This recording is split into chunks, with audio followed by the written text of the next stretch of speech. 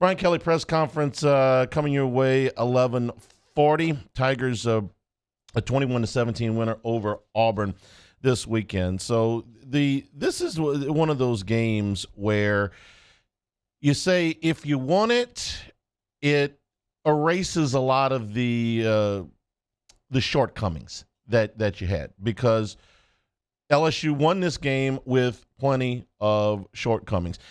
If I'm doing this show in Auburn, Alabama today, I'm sitting there going, we did a lot of things to give this game to LSU. And not that LSU didn't have anything positive going. There was a lot of positives to take from the game.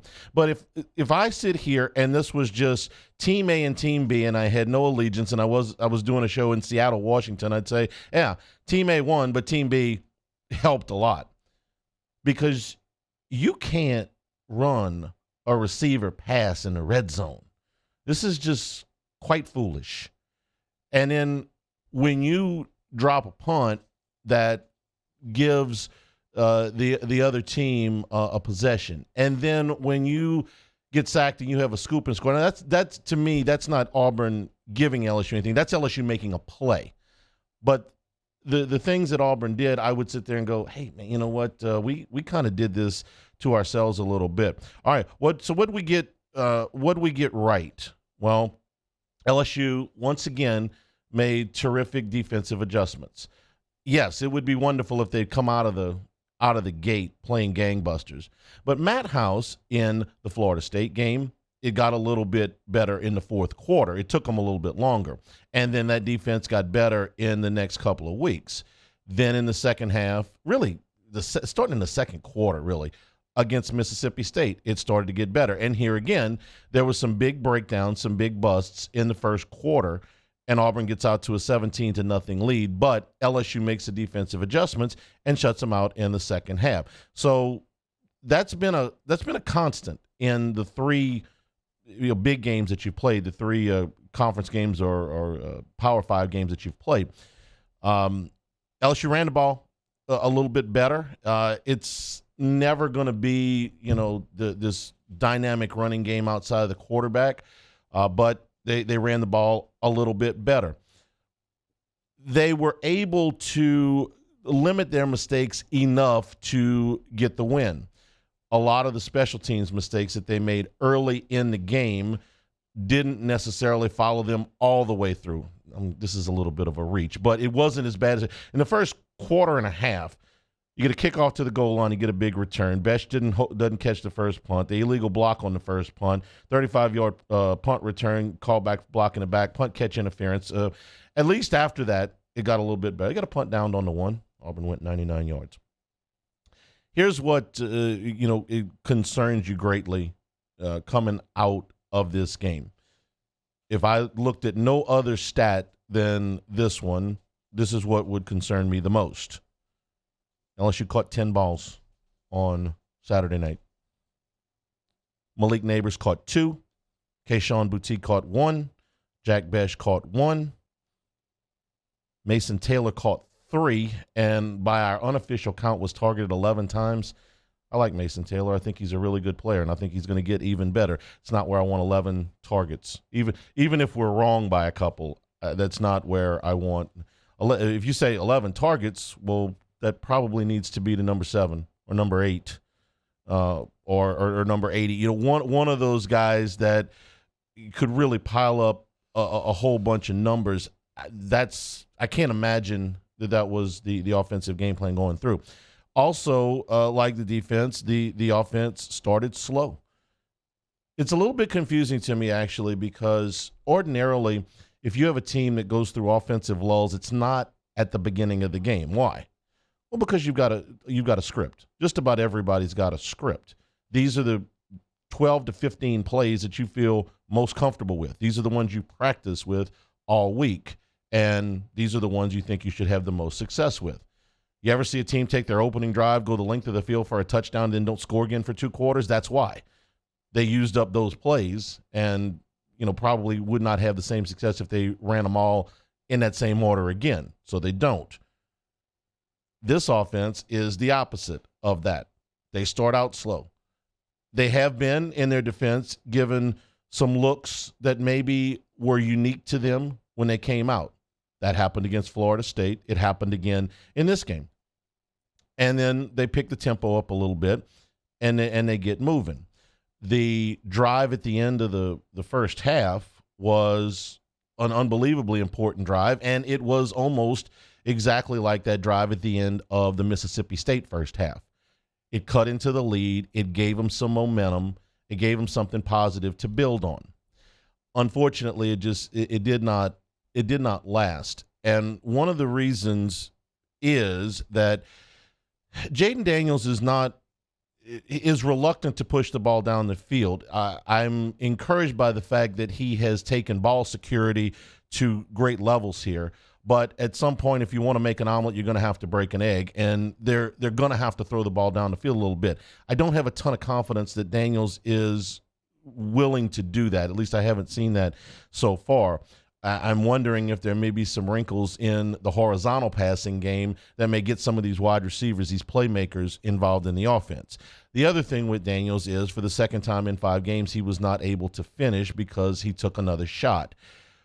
This is not a second guess. This is a first guess. We had this one after the Florida State game. It was, if this guy at somewhere in the vicinity of 195 pounds or so takes this many hits, he's going to have a hard time finishing games. And now that's happened twice in 5 games. So you've got a couple of issues offensively that I think this may be the week that if Daniels is limited, we'll find out here in a little bit if he's limited, or if he is at a point in the game where LSU's just not getting the ball to the guys they need to get the ball to, that Brian Kelly might consider a quarterback change. He may be forced to consider a quarterback change, but he may consider that, because the games that they could win without getting the ball down the field are probably over. I don't think that 21 points is going to beat Tennessee this week. The offenses are going to be better from here on out, and the defense, every team with the exception of UAB, is going to be better. Now, maybe Florida State's a little bit better than I'm giving them credit for, but you see where I'm going with this. So those problems have to be fixed. I was hoping that a couple of personnel changes would improve things on special teams. They did not. And at this point, if I'm Brian Kelly, I'm talking to Brian Polian saying, listen, we got to go back to the drawing board on some of this stuff, because this is not better. This is not better than what we saw 4 weeks ago. Is the offense better? At least they have some more continuity on the offensive line. We know who the best linemen are now, and you got a little bit of a running game going outside of the quarterback. So, yes, the offense as a whole is better. Is it good? I don't know how great I'm willing to call this offense, but is it better than it was against Florida State? I think it is. Is the defense better than it was against Florida State? By leaps and bounds. This is what, at this point in the season, you look and say, well, what's positive? Okay, you wanted in this season to get everybody comfortable, the continuity of this team, the culture of this team. I think they're doing a good job of that. You wanted to identify some young players that are going to be a real basis for what you have moving forward, and they've done that. You know, they found Will Campbell, they found Mason Taylor, they found Emory Jones. Jones had a tough game on Saturday. That's going to happen. You're going on the road to face an SEC team as a true freshman. Yeah, that may happen. On defense, you found Harold Perkins. Can that guy play? It's one thing to say put a spy on Robbie Ashford.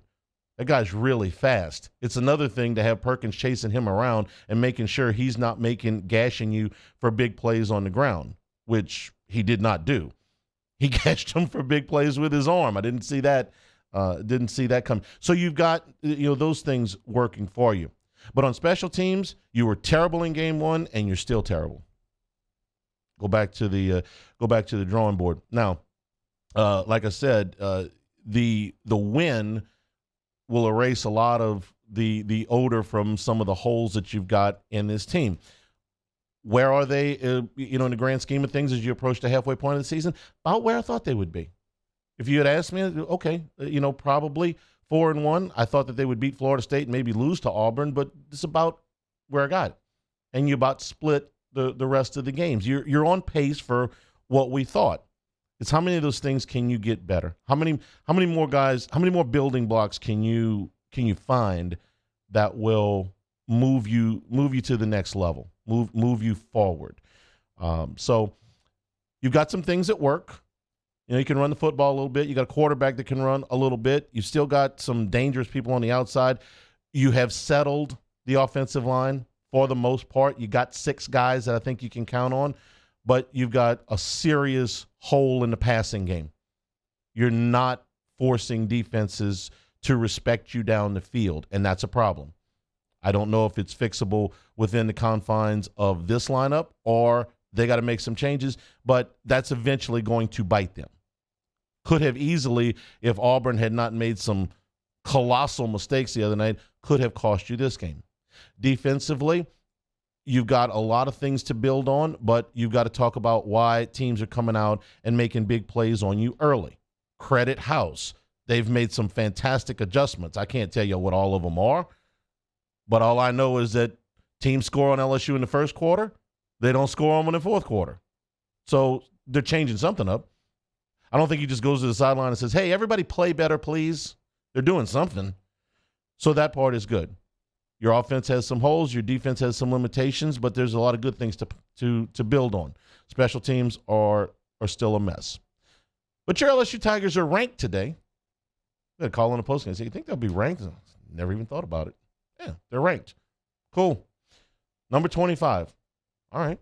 If you'd asked me before the season, you think they're going to be ranked in any point? I don't know. Okay. Now they're one of the top 25 teams in the country, according to the pollers. Do I think they're one of the top 25 teams in the country? I do not. But I don't think they're far from that. I think they're probably in that next group of 10, somewhere between 25 and 35. So that's something.